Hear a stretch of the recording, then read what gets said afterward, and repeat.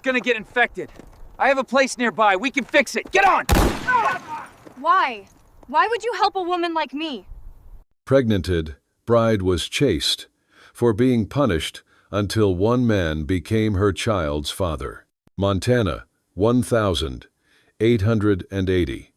The dry wind of the high plains howled like a spirit in torment, whipping through the tall, sun-bleached grasses that stretched to the horizon. It carried the scent of dust, of sagebrush, and a sorrow so profound it felt as though the very land was weeping. Ayanna walked with her head bowed, her moccasins stirring up small, futile clouds of earth with every step. The worn leather of her dress was no match for the biting cold of the late afternoon, and the shawl wrapped around her shoulders offered little comfort. One hand, cold and trembling, rested over the slight but noticeable swell of her belly, a constant reminder of the life she carried and the death that had led her here. She had been cast out, a broken vessel, a cursed flower in the eyes of her own people. The village she had known her entire life was now a distant smudge of smoke on the wind, a memory she was not allowed to return to. The tribal elder's words, sharp as flint, still echoed in her mind. Ayanna, daughter of the prairie, you carry a white man's ghost, a foreign spirit that has poisoned our blood. Go, find your own kind. The spirits have turned their backs on you. Every beat of her heart was a drum of betrayal, not just from her tribe, but from the man she had loved, the trapper who had taught her to see the world, not in black and white, but in the shimmering shades of a mountain stream. He had been so full of life, so full of promises, and then, in a blink of an eye, he was gone. A name on a faded letter, and a memory that now brought only shame. If you enjoy the story, hit that subscribe button right away, and if you don't, then just hit the like button anyway to keep more Wild West love stories coming. The dust settled on her lashes, gritty and sharp, mirroring the tears that refused to fall, locked behind a wall of numbness. She was a ghost on her own land, a woman with nowhere to go, and a life growing inside her that had no place to call home. She walked with a purpose she no longer believed in, toward a fort she had only heard rumors of, a place where she hoped to find a distant relative, the only family she had left. But the path was long and unforgiving, and her legs ached with every step. The sun, a swollen orange bruise, began to sink below the endless prairie, casting long, menacing shadows that danced like phantoms around her. She was hungry, thirsty, and the fear that gnawed at her was a living thing, a coiled snake in the pit of her stomach. She kept walking, a silent prayer on her lips for a sign, for a moment of grace, for a kindness she was beginning to believe no longer existed. Then she heard it, the thunder of hooves, not one or two, but many, approaching fast. Ayanna's heart leaped into her throat. She looked behind her, and her blood ran cold. 3 riders, men in dark coats and wide-brimmed hats, were bearing down on her, their faces hard and cruel. They were not looking for an animal to hunt or a place to rest. They were looking for her. The tribal elder had been right in one thing. The spirits had turned their backs on her. Now, she was a helpless creature, hunted on her own land. "There she is," one of them yelled, his voice a harsh bark on the wind. "The squaw with the white man's brat. Let's show her what we do to her kind." Oh! Ayanna ran, her moccasins slipping on the dry earth, her lungs burning with the effort. She ran as if her life, and the life of her unborn child, depended on it because it did. The baby stirred inside her, a small, frightened flutter. She pushed her body, a vessel of fear and desperate hope, to its limits. But she was no match for the speed of the horses. The sound of their hooves grew louder, closer, a terrifying rhythm of impending doom. She stumbled, a sharp rock cutting through the thin leather of her moccasin. Ayanna cried out, a small, choked sound of pain and frustration. She fell to her knees, clutching her foot, the blood already welling up and staining the dry earth. This was it. The land had finally rejected her too. She was alone, wounded, and helpless. The wind picked up, a mournful song of despair, and she finally let the tears fall, hot and humiliating. Then, a new sound. The report of a rifle, loud and clear, followed by the cry of a man and the frantic neighing of a horse. The thunder of the hooves broke, scattering in different directions. Ayana looked up, squinting against the lowering sun, her heart pounding in her ears. A man on a tall, dark stallion rode up to her, his face a map of the land he lived on, etched with lines of sun, wind, and time. He had a rifle slung over his shoulder, and a coil of rope on his saddle. He was a trapper, a man of the plains, a man who had seen too much of the world and had come here to escape it all. "You're a long way from home, girl," he said, his voice rough, like gravel ground between teeth, but it held no malice. Ayana, her body trembling, her hand instinctively going to her belly, could only stare at him. They were chasing me." He nodded, his gaze dropping to the blood-stained earth, then to her belly. He didn't flinch, didn't turn away, just looked with a quiet sort of acceptance. "I know, they won't be back. Not for a while." He dismounted, his movements unhurried, and knelt down, not touching her, but examining the cut on her foot. "That'll get infected. I've got a place not far from here. We can tend to that. Get on the horse." Ayana looked at him, suspicion warring with a desperate need for help. Why would this man, this stranger, offer her kindness? Men were not kind in this land without reason. "Why?" she asked, the question hoarse with emotion. "Why do you help a woman like me?" He looked up from her foot, his gray eyes holding hers. "A woman like you? You're a human being, ain't you? And you're in trouble. That's enough for me." He carefully wrapped her foot, his touch surprisingly gentle. The pain lessened, but the fear remained. "I'm Ayana." "No." "I figured," he said, a ghost of a smile touching his lips.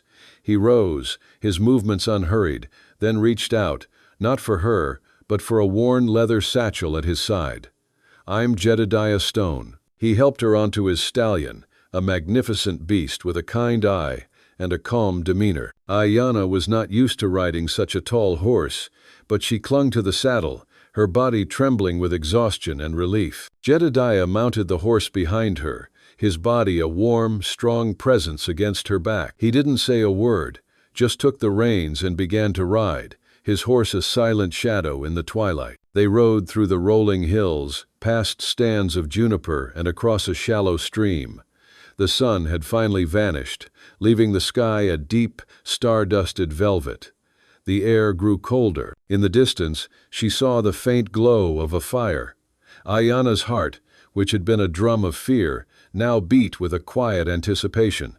She was no longer alone on the endless prairie. Jedediah's camp was a simple affair, a small, well-built lean, tucked against a rock outcropping, a fire pit, and a cot covered with a thick buffalo hide. A pot of something smelled savory over the fire. "Sit," he said, gesturing to the cot. "You look like you're about to fall over." She sank onto the cot, the hide soft and warm against her legs.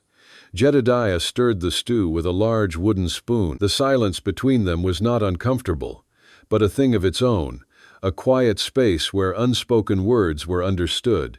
Ayana watched him, the firelight casting long, dancing shadows on his face. He was not a young man, but his movements were strong and purposeful, a man who knew the land and how to survive on it. She thought of her people, of their rejection, and the contrast was stark. They had cast her out, and this stranger had taken her in. "You're not the first to be wronged out here," he said, his voice low. Ayana looked at him, startled. "How did you know?" He shrugged, his eyes on the fire. "The land tells a story, if you know how to listen. And I've been listening for a long, long time." He handed her a tin bowl of stew and a biscuit. The food was warm and nourishing, and for the first time in days, Ayana ate without the gnawing fear of where her next meal would come from. She ate slowly, savoring every spoonful. The baby kicked, a soft, familiar flutter, and a small smile touched Ayana's lips. She placed her hand over the movement, feeling a surge of strength. She was not a broken vessel. She was a mother, and a warrior in her own way. "You expect something for this?" she asked, a familiar question in a land of transactions. Jedediah looked up, a serious expression on his face. "I expect you to get strong. I expect you to take care of that child. That's all." Then doubt. Ayana looked at him, and for the first time in a long time, she believed she was safe. She was not just a burden, not just a rejected woman. She was a person, and this man saw her. The wind outside picked up, rattling the leaves on the trees, but inside the small camp, it was warm and still. She slept to the sound of the fire crackling and Jedediah's quiet presence, and she dreamed of a new life, a new beginning, in a Wild West love story that was only just beginning to unfold. The dawn came in a wash of soft gold and lavender, painting the plains in colors that made a lie of the night's long shadows. Ayanna woke to the scent of coffee and sizzling venison, a sound of peaceful domesticity that felt alien and yet so profoundly right. She sat up on the cot, the buffalo hide warm against her skin, and watched as Jedediah stirred a small cast-iron skillet over the fire. He moved with a practiced grace, a man at home in the wilderness, his broad shoulders and rough hands, a testament to a life lived far from the comforts of towns. He wasn't a man of many words, but his silence was not empty. It was full of observation, of patience, of a quiet strength that made her feel more secure than any walled city. He looked over, his gray eyes a quiet, steady gaze. "Breakfast is ready, Mlay." Ayanna rose, her body stiff from the long journey, but a sense of purpose had returned to her. She moved to the fire, the aroma of the cooking meat and fresh coffee filling her lungs. The awkwardness of the first night had faded, replaced by a comfortable, unspoken understanding. He didn't ask about her past, her people, or the father of her child. He simply accepted her, a woman in need. And that simple act of kindness was more profound than any grand gesture. "I can help," she said, and he nodded, handing her a tin cup of coffee. "You needed rest more. The little one too," he said, his eyes flicking to her belly. "I could feel it kickin' when I was wrapping your foot last night." Ayanna looked at him, startled. He saw things others didn't. He didn't see the shame or the damage, but the life within her, a new soul waiting to enter the world. "Thank you," she said, and the words felt inadequate for the refuge he had given her. "Don't mention it, Lay." They ate in silence, the quiet punctuated by the crackling of the fire and the distant call of a coyote. Ayanna, emboldened by the newfound comfort, decided to break the silence herself. "My people, they cast me out, for bearing a white man's child." Jedediah nodded slowly, his eyes on the horizon. "Some folks got a hard time with what's different. They're afraid of it."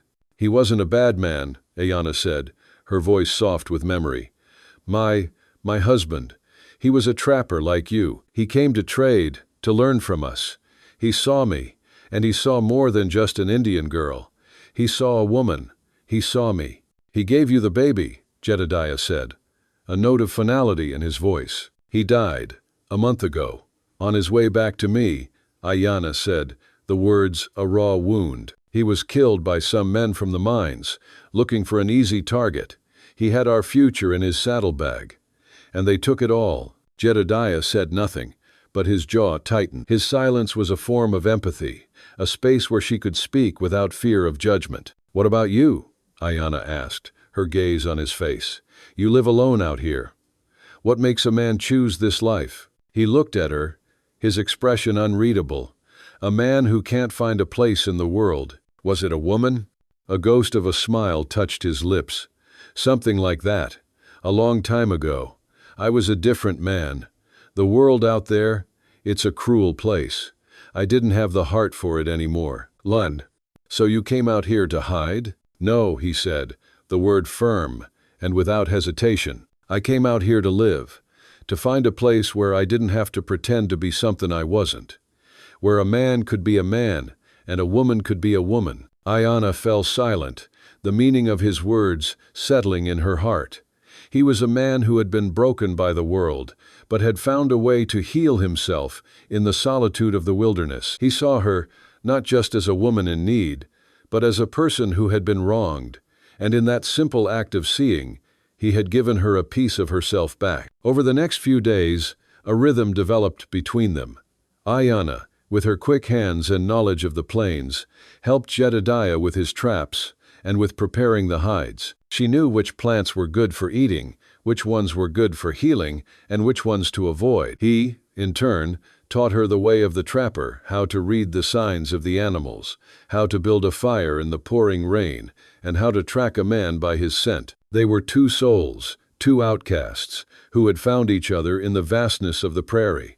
The silence between them was now a language of its own, a silent conversation of respect and understanding. They were not lovers, not yet, but something deeper, a quiet partnership, a bond of two people who had nothing left to lose but each other. They were a team, a small, quiet island of humanity in a sea of indifference. One evening, as the sun set in a blaze of orange and red, Jedediah pulled out a small, carved piece of wood from his satchel. It was a perfect miniature of a buffalo, its horns and hump so finely carved that it looked alive. "For the baby," he said, his voice a low rumble. Ayanna took the carving in her hand, her fingers tracing the smooth contours of the wood.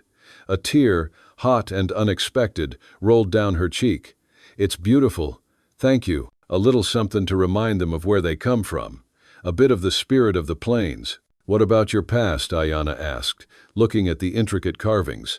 "You said you were a different man. What did you do?" He looked at the fire, a shadow passing over his face. "I was a lawman once, east of here. I was a man of the law.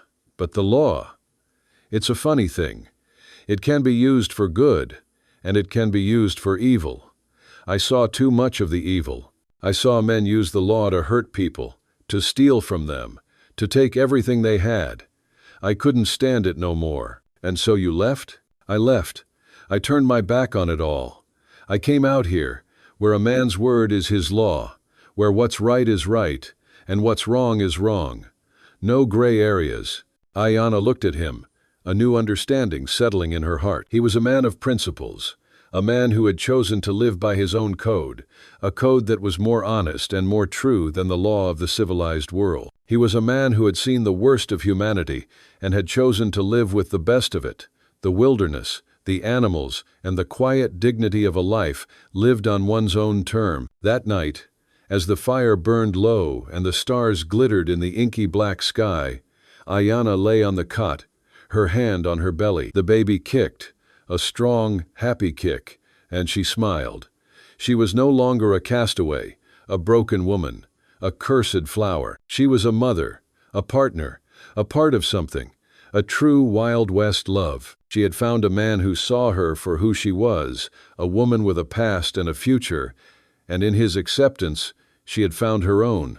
She was home. If you like Wild West love stories or Wild West stories, drop a bunch of 1 second and your place in the comments for the Wild West Love channel. Tell me where you're listening from so I don't feel so alone out here. The fire crackled, and the sounds of the night were a lullaby, a symphony of crickets, coyotes, and the gentle sigh of the wind. Ayanna closed her eyes and, for the first time in a long time, fell into a deep and peaceful sleep. She knew that what they had was rare and that the world would try to tear it apart, but she also knew that they would be ready. Days bled into weeks, and the solitude of Jedediah's camp became their world.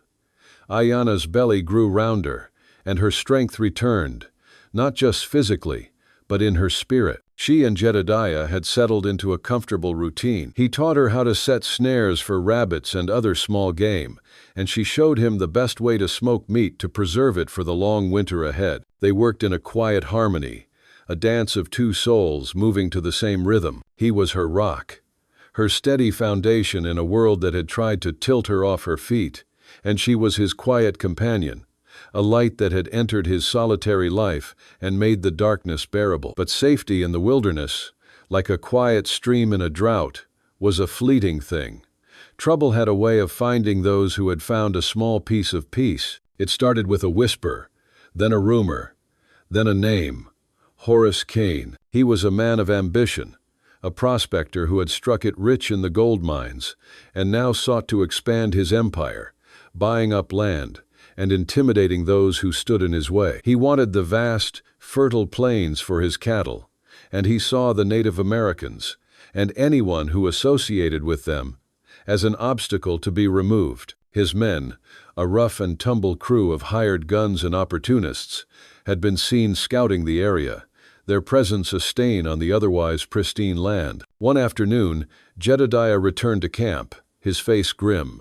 He had been to a nearby trading post to get supplies, and the air was thick with unease. "Something's not right," he said, setting the sacks of flour and coffee on the ground.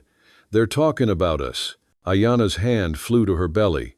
"What are they saying?" "They're saying I've been shacked up with an Indian squaw, that I've been hiding you, and they're saying your tribe wants you back. Horace Kane, he's been stirring things up.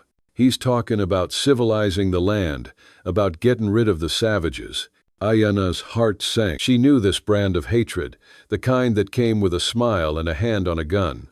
It was a different kind of evil than the cold rejection of her tribe, but no less dangerous. "He's using us," she said, her voice a low whisper. "He's using me to get to my people's land." "He's a snake, Ayana," Jedediah said, his eyes hard. "But we ain't leaving. Not for him, not for anyone. This is our home now." That night, Ayana couldn't sleep. The wind howled outside the lean-to, and she imagined the sound of hooves, of men with torches, their faces a blur of hatred. She remembered her past, the feeling of being an outcast, of being a target. But she also remembered the feel of Jedediah's hand in hers, his quiet strength, and she found a new kind of resolve. She wasn't alone anymore. She was a mother and a warrior, and she would fight for the life she had found. The next day, as they were setting a trap, they heard a noise. Not a whisper, not a rustle, but a deliberate snap of a twig. Jedediah's hand went to the revolver at his side. He pushed Ayana behind him, his body a shield. A man emerged from the trees, a tall, well-dressed man with a meticulously groomed mustache and an air of quiet menace. It was Horace Kane himself. He was alone, but Ayana knew he had men waiting, watching from the trees. "Well, well," Kane said, his voice slick with false charm. "Jedediah Stone, I hear you've been living in the dirt like an animal." "I've been living like a man," Jedediah said, his voice low and steady. "What do you want, Kane?" "I want to make you an offer. I want this land. I'll pay you good money for it, and I'll pay you for your companion." Ayana's breath caught in her throat. She stepped out from behind Jedediah, her chin high. "I am not for sale." Kane's eyes, as cold as a snake's, slid over her. "You think you have a say in this, little squaw? You are nothing. You're an outcast from your own people, a disgrace. I hear your tribe is looking for you. I'd be considering your options if I were you. My blood is my own, and it is not for you to judge," Ayana said, her voice shaking but firm. "You speak of blood, but you spill it for a handful of dirt. You speak of honor, but you hide behind paper and lies. You are a coward, Horace Kane." That Kane's smile vanished, replaced by a look of pure loathing. "I don't want to have to do this the hard way, Stone. You can either give her up, or I'll take her. And I'll burn this place to the ground while I'm at it." "You try it, Kane," Jedediah said, his voice as cold as ice.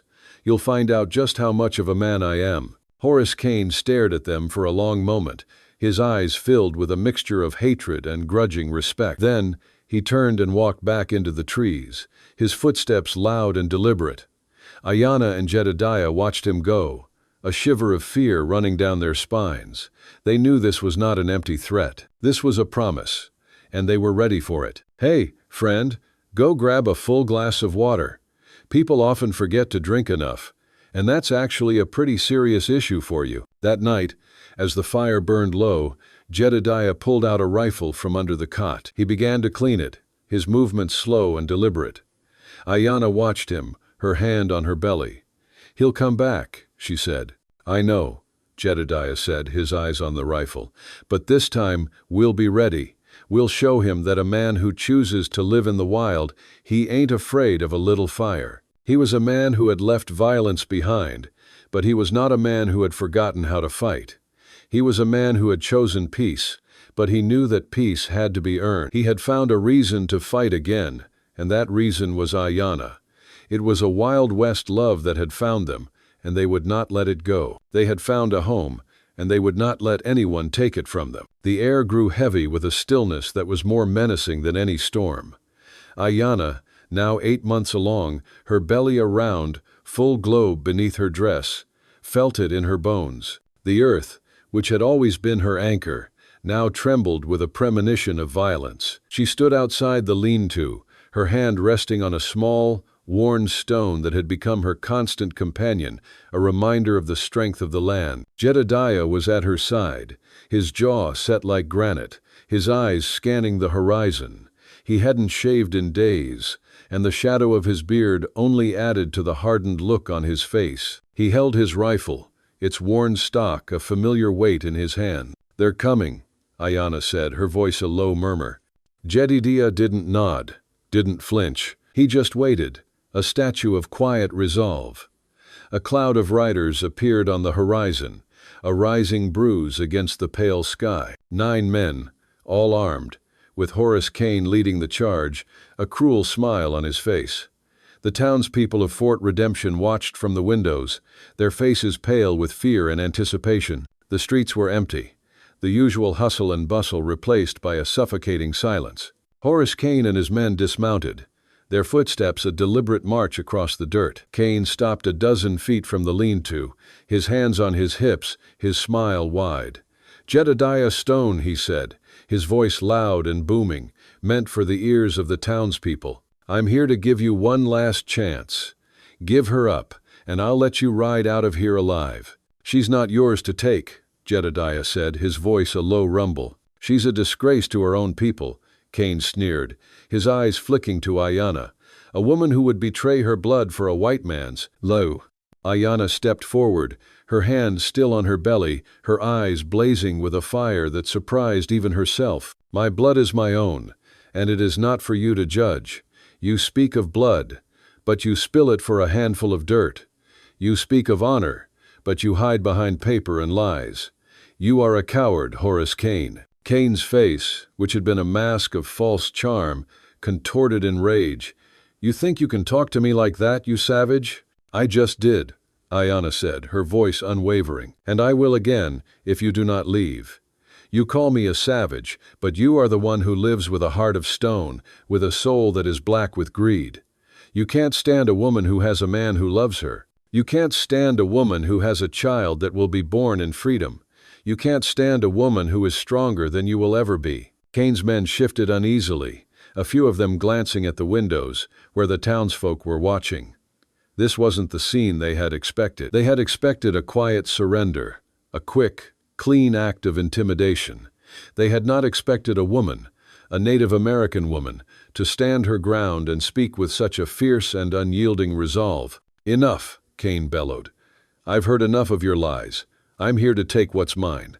"Try it," Jedediah said, and the word was a final damning shot. One of Kane's men, a tall, lanky man with a cruel smile, drew his pistol. Jedediah moved first, a blur of motion. The rifle barked, and the man dropped, clutching his leg, a scream of pain ripping through the air. Another man reached for his holster, but before he could draw, Jedediah's revolver was out, 2 shots ringing out in quick succession. One hit the man's shoulder, the other his hip, sending him staggering back, his face a mask of shock and pain. The crowd in the windows gasped, but no one moved. No one helped Kane or his men. Kane stumbled back, his face pale, his bluster gone. "You'll hang for this. This is a disgrace. I'll have the law on you." Ayanna laughed, a short, humorless sound. "The law? You think the law will save you, when you are the one who has broken it.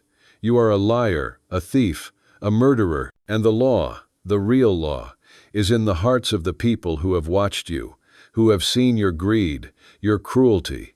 They are the ones who will judge you." "Load?"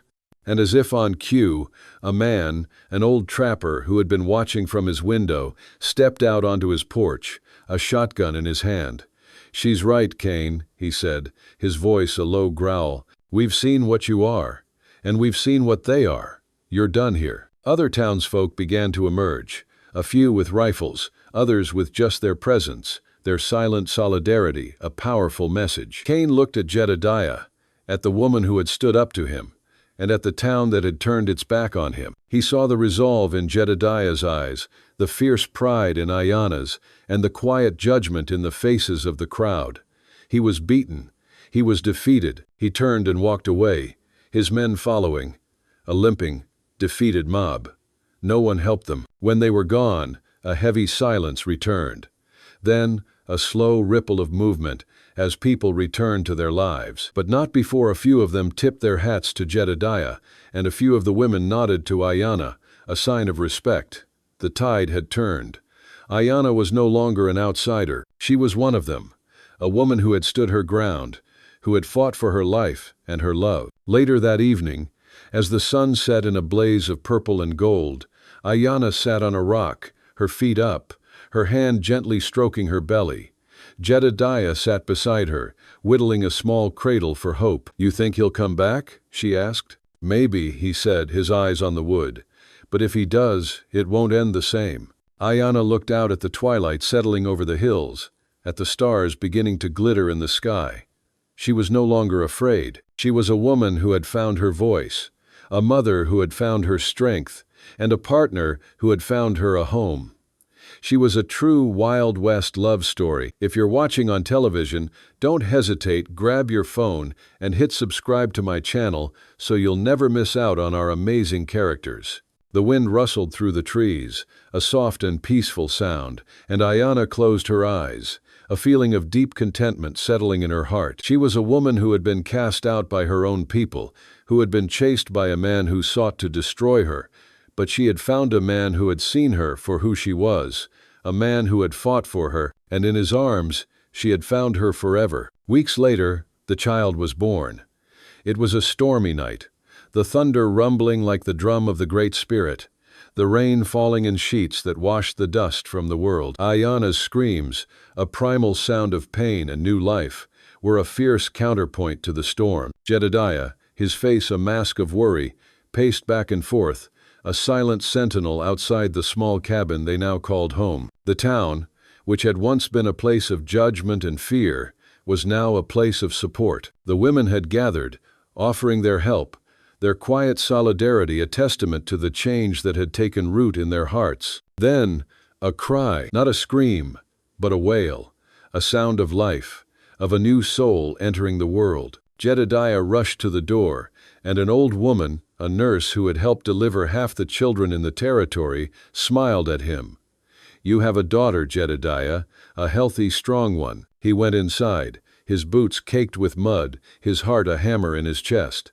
Ayanna was lying on the cot, her face pale but luminous, a small bundle wrapped in a soft blanket in her arms. He stood over her, his eyes on the child. She was small, with a shock of black hair and a wrinkled red face, but her tiny hands, like firecrackers, were already curled into fists. Ayanna looked at him, her eyes filled with a love so profound it took his breath away. "She has your eyes, Jedediah," she whispered. He knelt beside the cot, his rough, calloused hands trembling. He reached out and gently touched the child's cheek. "Hope," he said, the name a prayer. "We'll name her Hope, for the life we found, for the future we have." "Oh," Ayanna smiled, a radiant, beautiful smile. "Hopestone, I like that." He held the baby, his arms, which had once known only the weight of a rifle, now cradling a new life. He whispered things no one else heard, promises to a child who had brought him a new purpose. He whispered of a life of freedom, of a home built on love, of a family forged in the fires of adversity. The legend of their Wild West love story had begun. They built more than a home. They built a life. They built a life where Ayanna's name was no longer spoken with pity or contempt, but with respect. Where Jedediah's past no longer cast a shadow over him. Where his name, Jedediah Stone, was not a curse, but a symbol of honor. The tale of the native woman who stood her ground, of the man with no name who found it again through love, of the fire that couldn't consume them, the town that changed because they chose to fight. It spread, from the dusty saloons of Fort Redemption to the vast, open plains, a true cowboy love stories. If you've made it this far, I know you're a true fan of WWL. From the bottom of my heart, I wish your day is filled with health and happiness, and may a little stroke of luck find you in the next 15 minutes. Don't forget to share it with me in the comments.